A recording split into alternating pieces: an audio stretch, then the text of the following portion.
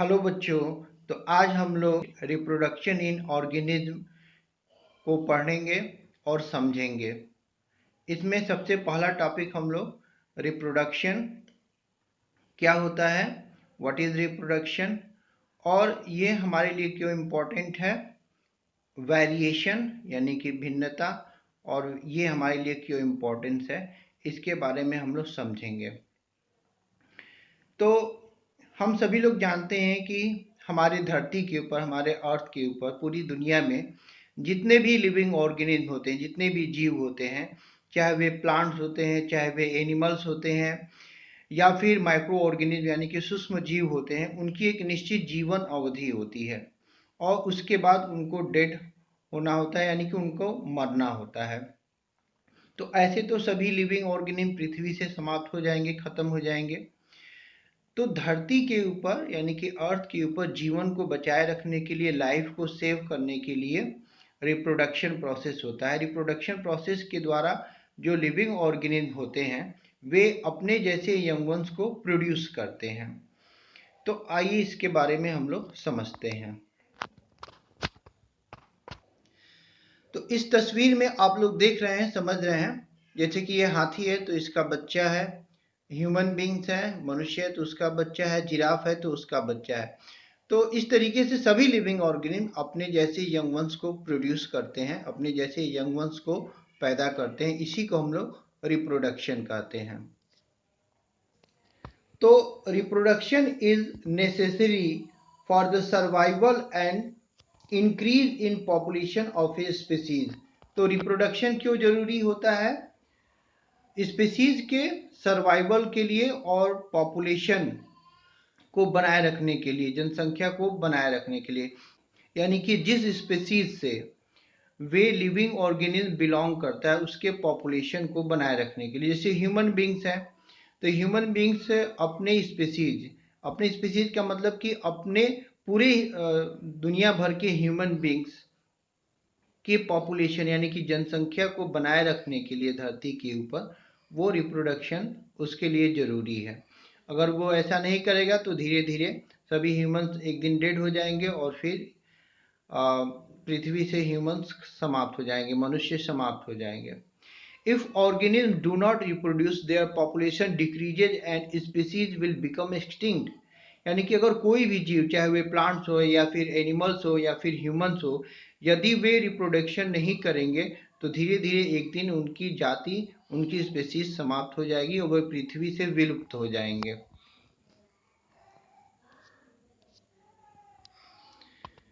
Now इसके बाद से हम लोग देख रहे हैं, reproduction is the processes by which living organism produce new individuals similar to themselves.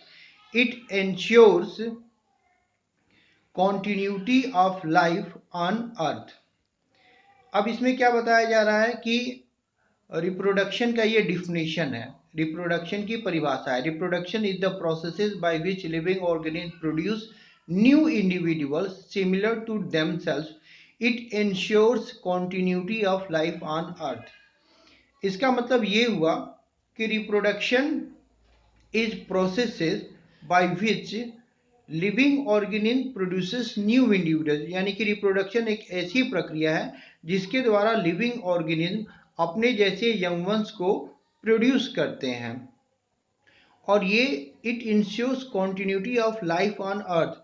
तो रिप्रोडक्शन के द्वारा क्या होता है?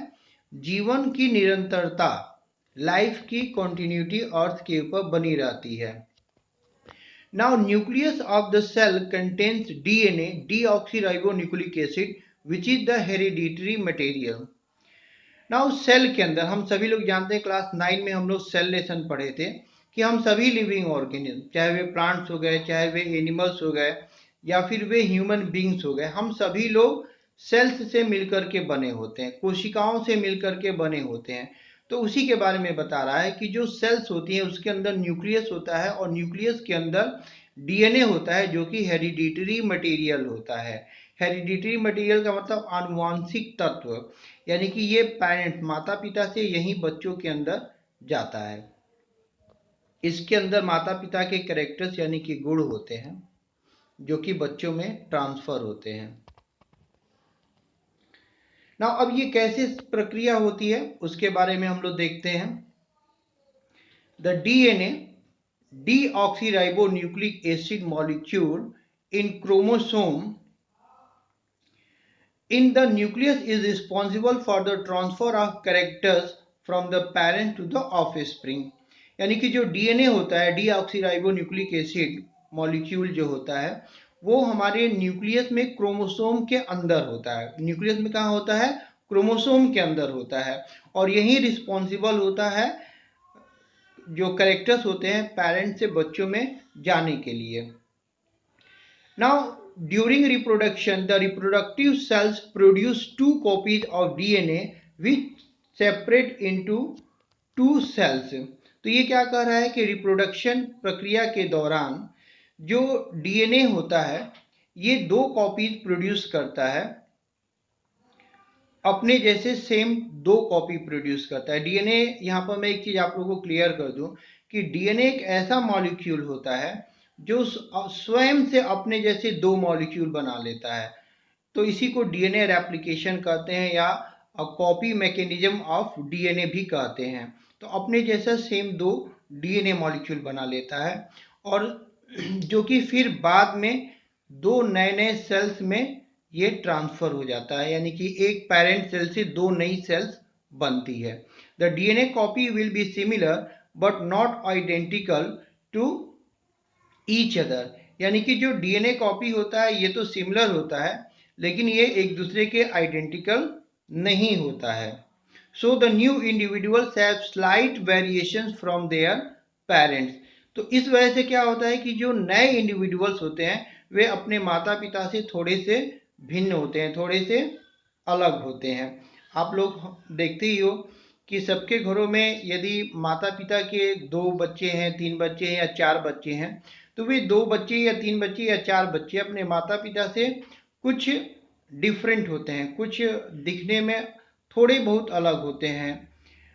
तो उसका कारण यही वेरिएशन होता है क्योंकि ये जो डीएनए मॉलिक्यूल होता है जिसमें कैरेक्टर्स होते हैं ये एक डीएनए मॉलिक्यूल अपने जैसे नए डीएनए मॉलिक्यूल तो बनाता है लेकिन उसमें कुछ अंतर रह जाता है, इसी वजह से ऐसा होता है। So the new individuals have slight variation from their parents. इसी वजह से जो नए इंडिविजुअल्स होते हैं वे अपने पेरेंट्स से कुछ डिफरेंट होते हैं। This is the basis of variations and evolution of new species. और यही बेसिस होता है यानी कि यही बेस होता है वेरिएशंस का। वेरिएशंस का मतलब देखिए हम सभी ह्यूमन बीइंग तो एक हैं लेकिन फिर भी हम सभी के चेहरे का रंग रूप, शेप और हम लोग के बॉडी डिजाइन एक दूसरे से कुछ न कुछ अलग होता है, तो इसी को हम लोग वेरिएशन कहते हैं। नाउ अब अगर हम लोग देखें तो इवोल्यूशन ऑफ न्यू स्पीसीज का मतलब क्या हुआ? इवोल्यूशन ऑफ न्यू स्पीसीज का मतलब ये हुआ कि नए जो जातियां बनती है, जो नए स्पीसीज एनिमल्स और प्लांट्स के बनते हैं। जैसे कि हम सभी साइंस ये कहता है कि हम सभी लिविंग ऑर्गेनिज्म एक कॉमन एंसेस्टर, एक कॉमन पूर्वज से ही प्रोड्यूस हुए हैं।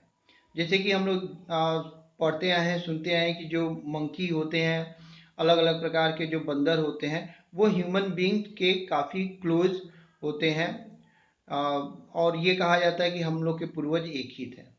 तो इस तरीके से सभी इंडिविजुअल्स एक दूसरे के कॉमन पूर्वज से ही डेवलप हुए हैं। नाउ अब इम्पोर्टेंस ऑफ वेरिएशन। अब ये जो भिन्नता आती है, एक दूसरे से हम जो अलग दिखते हैं, इसका इम्पोर्टेंस क्या है? DNA copying during reproduction is important for maintenance the body designs of different organism to survive in the existing environment. ना अब ये हमारे मन में प्रश्न उठ सकता है कि भाई ये क्यों डीएनए में अंतर आ जाता है, हम लोग क्यों एक दूसरे से डिफरेंट हो जाते हैं, या हमारे धरती के ऊपर ये different different type of animals और जो प्लांट्स हैं उनमें अलग अलग स्पीसीज में क्यों इतना वेरिएशन, क्यों इतना अंतर आता है?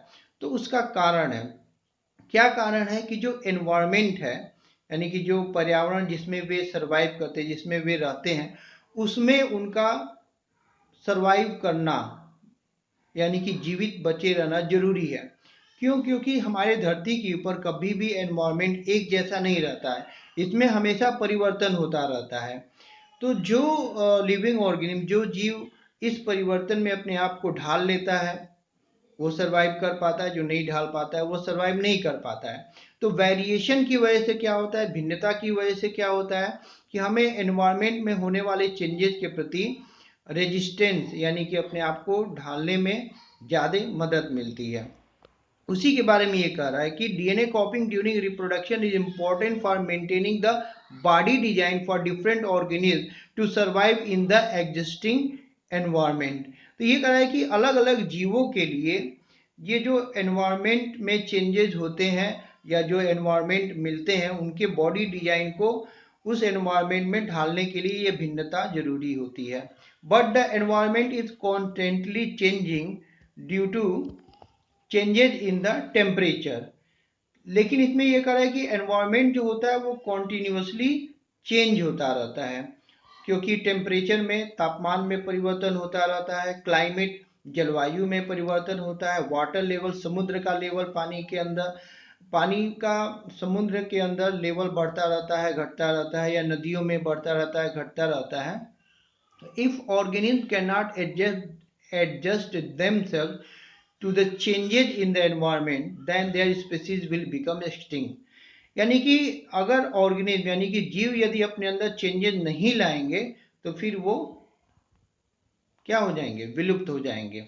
बदलते हुए जो एनवायरनमेंट है उसमें वे विलुप्त हो जाएंगे। If there are variations in some individuals of a species they may be able to survive the changes in the environment। तो ये कह रहा है कि अगर एक ही स्पीसीज में यानी कि एनिमल्स के एक ही स्पीसीज में यदि अलग अलग प्रकार के वेरिएशन के जो एनिमल्स है वे अगर एनिमल्स या ऑर्गेनिज्म यदि पाए जाते हैं तो वे सरवाइव करने की कैपेसिटी रखते हैं। So variations in species is necessary for the survival of different species and for the evolution of new species। तो ये क्या कह रहा है कि ये जो वेरिएशंस हैं ये जरूरी हैं नए स्पीसीज के बनने के लिए और एनवायरनमेंट में सरवाइव करने के लिए। नाउ तो यहाँ पर एक जैसे एग्जांपल दिया गया है, if A population of reproducing organism were suited to a particular niche and if the niche was drastically altered the population could be wiped out। तो ये क्या कर रहा है, नाइची का मतलब होता है कि एक पर्टिकुलर एरिया में रहने वाले लिविंग ऑर्गेनिज्म जो एक दूसरे के ऊपर डिपेंडेंट होते हैं भोजन के लिए और आवास के लिए, शेल्टर के लिए। तो ये कह रहा है कि अगर किसी एक पर्टिकुलर एरिया में रहने वाले जो एनवायरनमेंट होता है यदि उसमें अचानक से चेंज होता है यानी कि परिवर्तन होता है और उसमें यदि अलग अलग प्रकार की इंडिविजुअल यानी कि अलग अलग प्रकार की यदि स्पीसीज नहीं रहते हैं तो फिर क्या होता है कि एक ही प्रकार की स्पीसीज या एक ही प्रकार की इंडिविजुअल यदि रहते हैं और यदि वो बदले हुए एनवायरनमेंट में अपने आप को नहीं ढाल पाते हैं तो वे सभी के सभी खत्म हो जाते हैं, समाप्त हो जाते हैं। However, if some variations were to be present in a few individuals in these populations, there would be some chance of them to survive। हालांकि यदि उनमें अगर कुछ इंडिविजुअल्स ऐसे होते हैं जिसमें वेरिएशन होता है यानी कि वे भिन्न होते हैं और वे अपने आप को बदले हुए एनवायरनमेंट में ढाल ले जाते हैं तो फिर वो बच जाते हैं। फॉर एग्जाम्पल यहाँ पर दिया गया है, इसमें क्या दे रहा है, इसमें एक एग्जाम्पल दे रहा है और एग्जाम्पल क्या दे रहा है कि if there were a population of bacteria living in temperate waters and if the water temperature were to be increase by global warming most of the bacteria would die. यानी कि temperate water का मतलब कि ठंडा पानी होता है, यानी कि अगर कुछ बैक्टीरिया का पॉपुलेशन है जो कि उस ठंडे पानी में सरवाइव कर रहा होता है यानी कि उस ठंडे पानी में रह रहा होता है और यदि ग्लोबल वार्मिंग के कारण यानी कि जो वैश्विक टेम्परेचर बढ़ रहा है हमारी धरती के ऊपर उसके कारण यदि वाटर का टेम्परेचर बढ़ता है तो बढ़े हुए वाटर के टेम्परेचर में तो वे बैक्टीरिया नहीं जिंदा रह पाएंगे, नहीं सरवाइव कर पाएंगे। Most of these bacteria would die, ज़्यादातर इसमें से बैक्टीरिया जो है वे मर जाएंगे। But the few variants resistant to heat would survive and grow further. लेकिन उसमें मौजूद कुछ अगर वेरिएंट ऐसे होते हैं बैक्टीरिया के जो कि थोड़े से बढ़े हुए टेम्परेचर में हीट रेजिस्टेंस कैपेसिटी उनके पास होती है, तो वे सर्वाइव कर जाते हैं। वेरिएशंस इज दस useful for the survival of the species over time.